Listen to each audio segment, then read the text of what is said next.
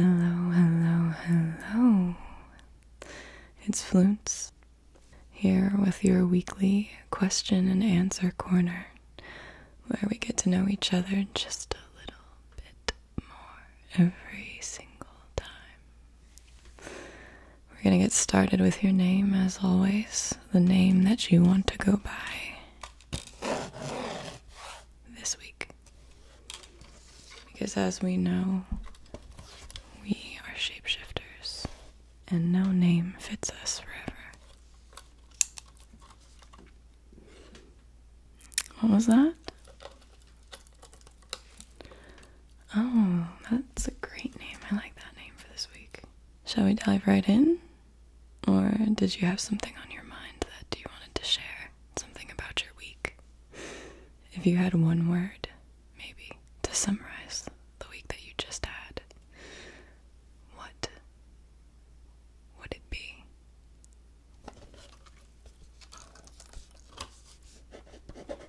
Lasagna. Cheesy. Mine would be ooey. Ooey. Ooey. Ooey. What an ooey week. Ooey. Okay, let's get started. If you had a quirky side job that nobody knew about, what would it be?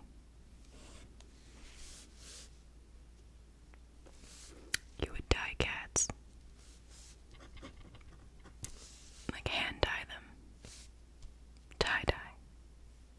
Polka dots. Stripes. I've always felt that cats do have a secret hankering to become tigers. And you're gonna make it happen. I like that.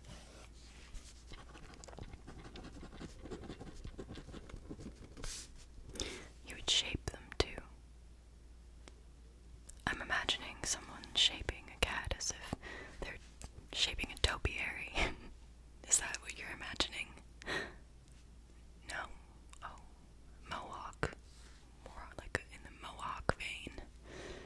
I would love a tie-dyed mohawked cat. And that's your specialty, so I know who to go to. Perfect. I think that I would open up a compliment house and host hour-long compliment sessions where anyone interested could come in and lay on some very comfortable pillows in wonderfully elaborate lighting and receive authentic compliments for a solid hour. Sometimes I practice. If you're interested in attending one of my first events, I would love to have you, because you are so dashing and capable and wise. Okay.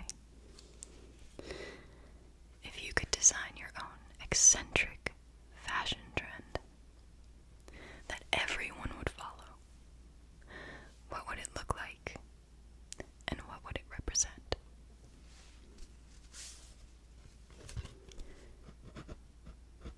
You would just go naked. Oh, everyone would go naked. Full Monty. No, I have some ideas of what that might look like, thank you.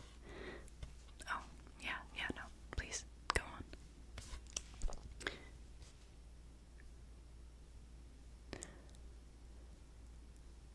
Okay. Yeah. And that would represent freedom. That's deep.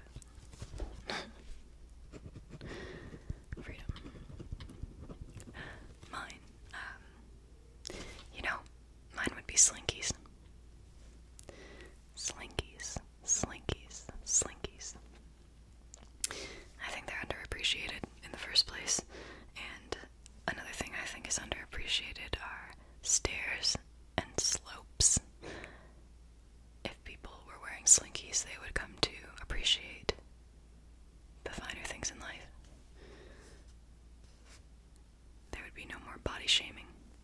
And everyone would just move around differently. I think we need that challenge from time to time. It teaches us perseverance.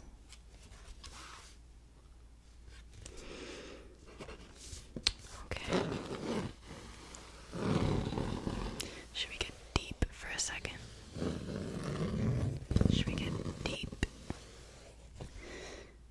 How do you define happiness? And what brings you the most joy in life?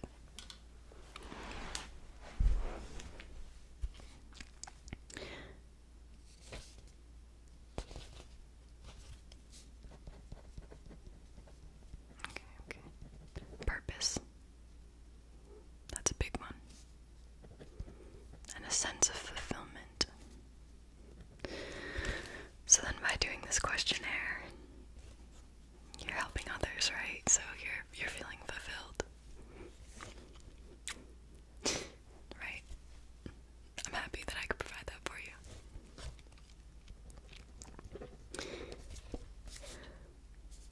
I think that happiness, for me, is a choice.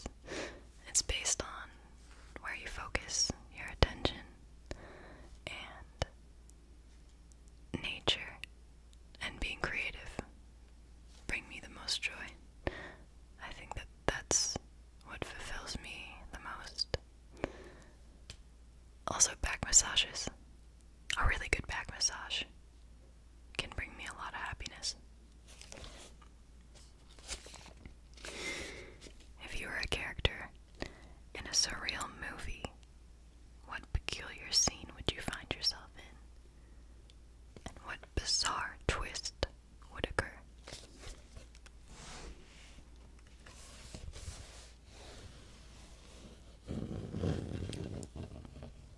I'll give you a second.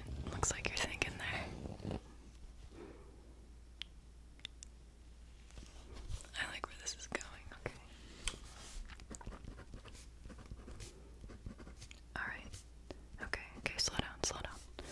You're in a kaleidoscope desert with a gigantic floating cacti. It's humming a haunting melody.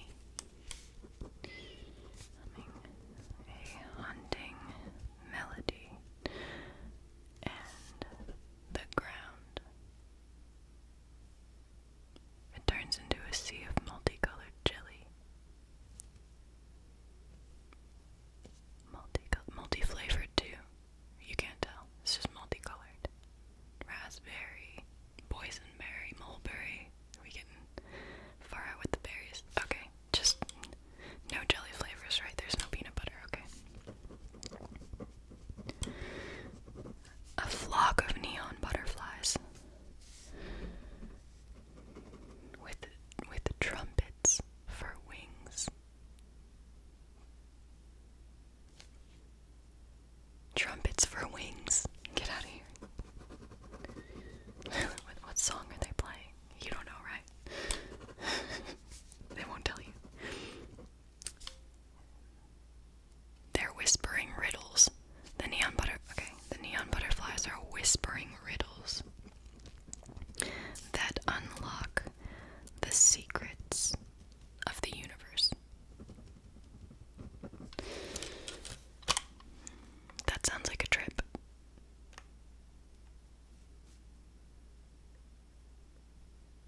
That's a good surreal scene. Okay.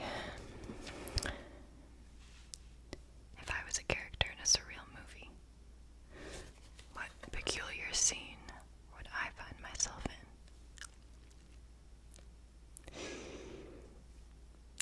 It's tough.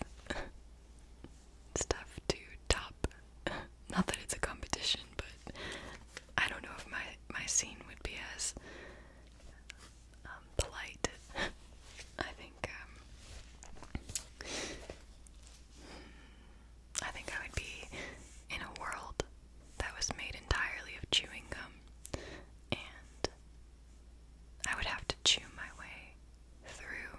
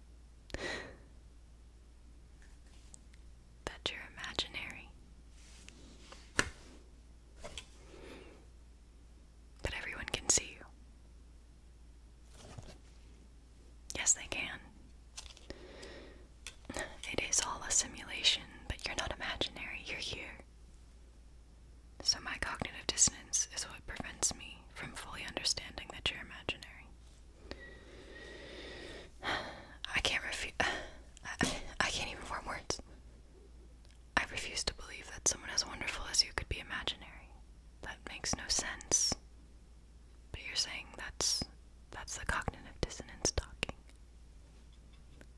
I can't write that answer down. You're not imaginary. I'm imaginary if you're imaginary.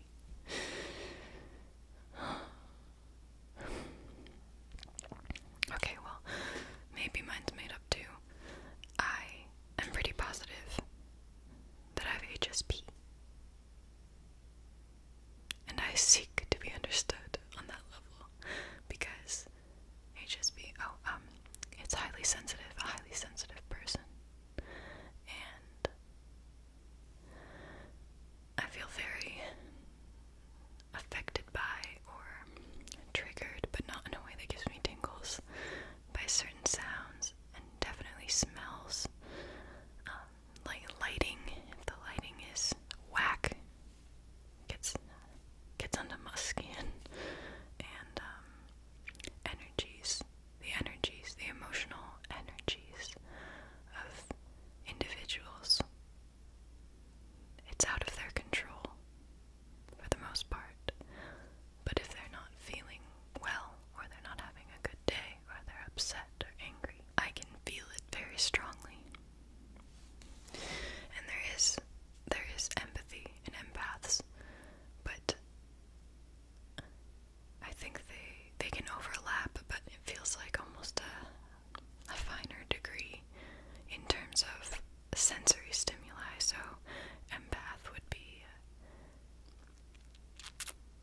human to human, to my understanding, or animal, any sort of incarnate that feels pain or emotion, an empath can pick up on. But with HSP, it's sensory as well. I wish that was more understood, because sometimes I feel like I'm rationalizing it away, feeling like I'm being too much because I'm overloaded. We've both got things to work through. You need to work your way into reality. What's the most eccentric and amusing memory you have from your childhood that still brings a smile to your face?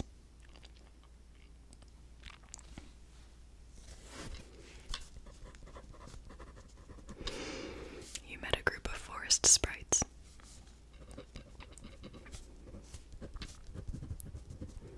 Okay.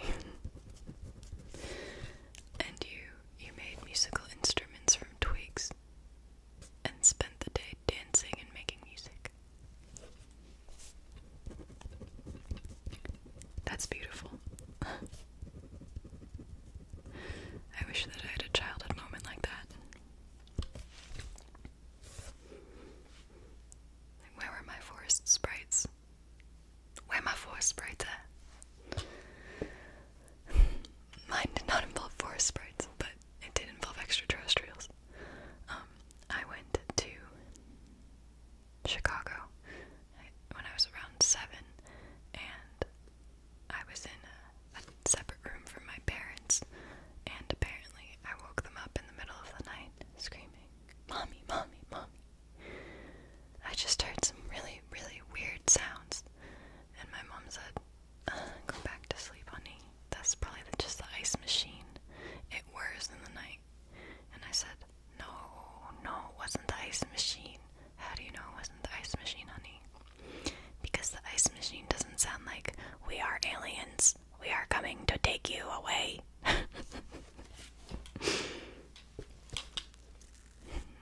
I mean, maybe in select Holiday Inns, I think they might.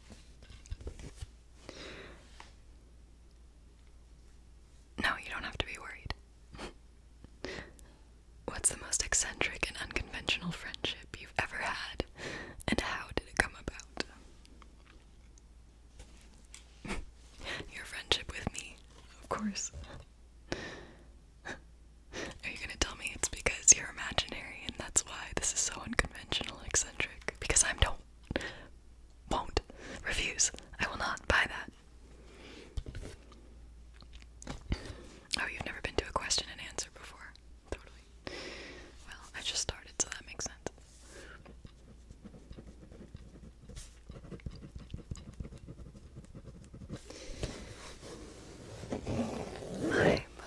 unconventional friendship apart from ours would be I drove to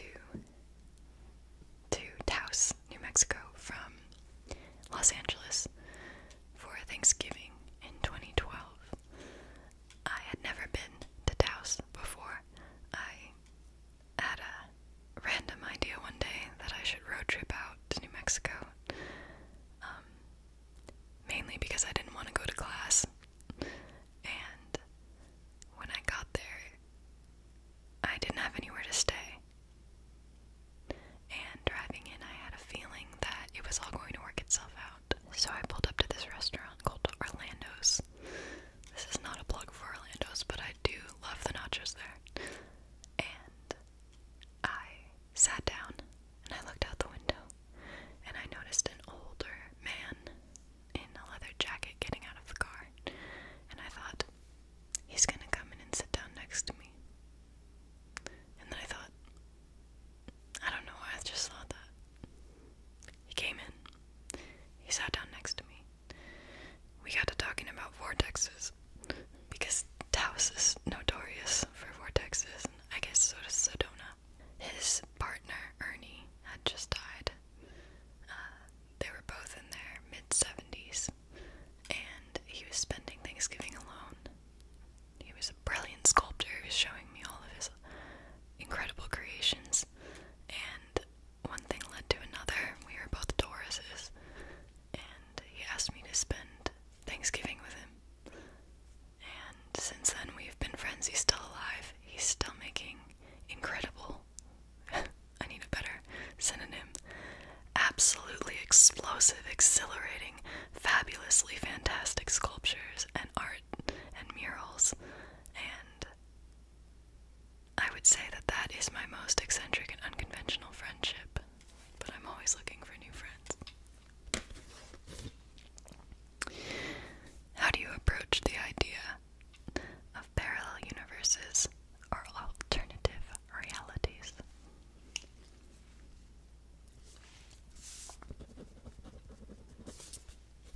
What a far-out questionnaire today. Especially when you tell me that you've met other versions of yourself.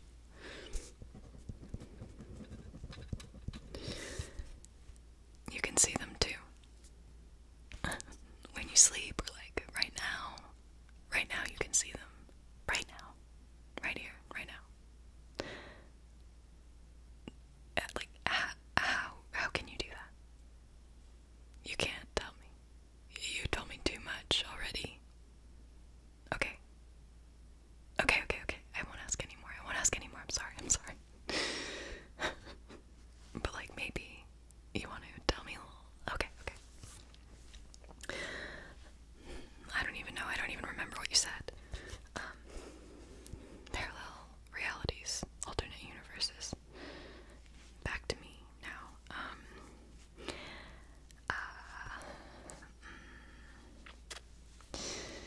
I approach that idea very slowly because it freaks me out.